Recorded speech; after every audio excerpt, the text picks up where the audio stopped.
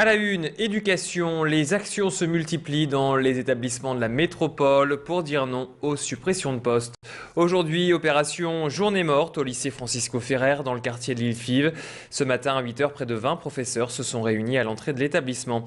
Et ils ont reçu le soutien des parents d'élèves. La FCPE leur avait envoyé un courrier pour les informer de la préparation de cette action qui a été très suivie. Un seul jeune sur les 500 élèves du lycée est allé en cours dans la matinée. Au cœur des mécontentements, la fermeture du lycée Lalo à Lille en septembre prochain qui va avoir des conséquences à Francisco Ferrer car l'établissement va récupérer des élèves supplémentaires sans aucune création de poste. Les enseignants craignent donc une surcharge des classes dans cet établissement pourtant classé en zone urbaine sensible. On va écouter ces réactions recueillies ce matin sur place par Élodie Bernachon. Ce ne sont pas vraiment des suppressions, ce sont des non-créations. C'est-à-dire qu'on va avoir plus d'élèves à la rentrée et on nous enlève des heures. Oui, c'est un ras-le-bol de la part des collègues. Il y a de l'argent pour aller sauver la faillite des banquiers, mais il n'y a jamais d'argent pour les choses utiles pour la population. Il n'y a pas d'argent pour l'école. Mais nous, on veut défendre le service public, on veut défendre l'école. On espère que le rectorat revienne sur une proposition de dotation horaire et prenne en compte non pas la logique générale mais du cas par cas et prenne conscience de la situation de cet établissement et surtout des élèves.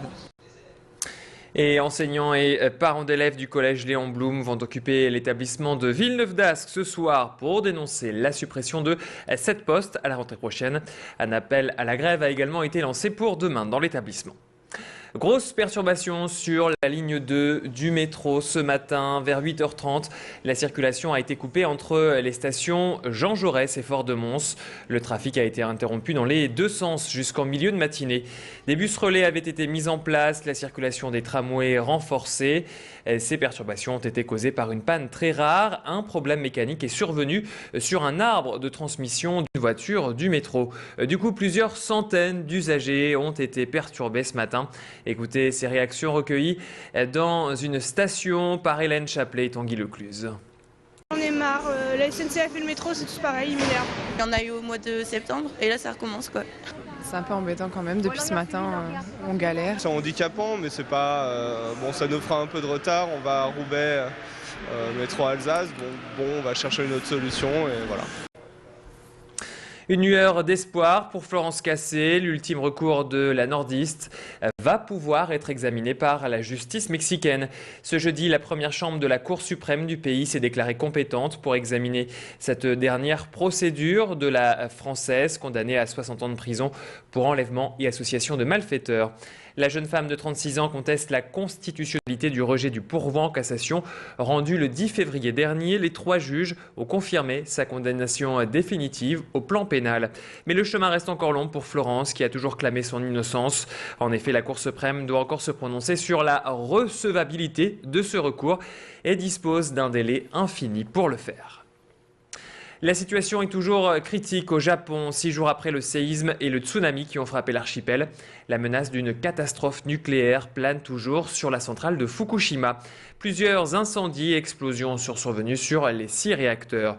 Et les autorités japonaises ne peuvent pas recourir comme prévu à l'utilisation d'un camion-citerne équipé d'un canon à eau pour arroser l'un des réacteurs en raison d'un niveau élevé des radiations. En France, les écologistes ont relancé le débat sur l'énergie nucléaire.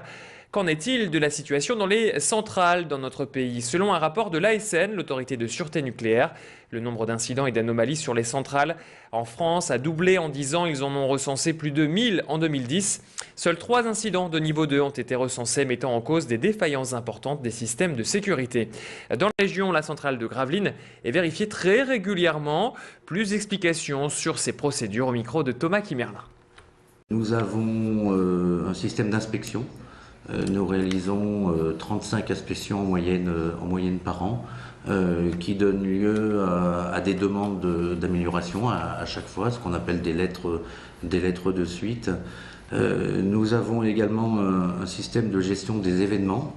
Chaque année, il y a des événements dans une centrale et ça nous permet, en regardant les causes de ces événements, de voir comment améliorer le système. Et enfin, tous les 10 ans, il y a un check-up complet de la centrale et ce check-up qui sera le 3e pour Gravelines va débuter cette année.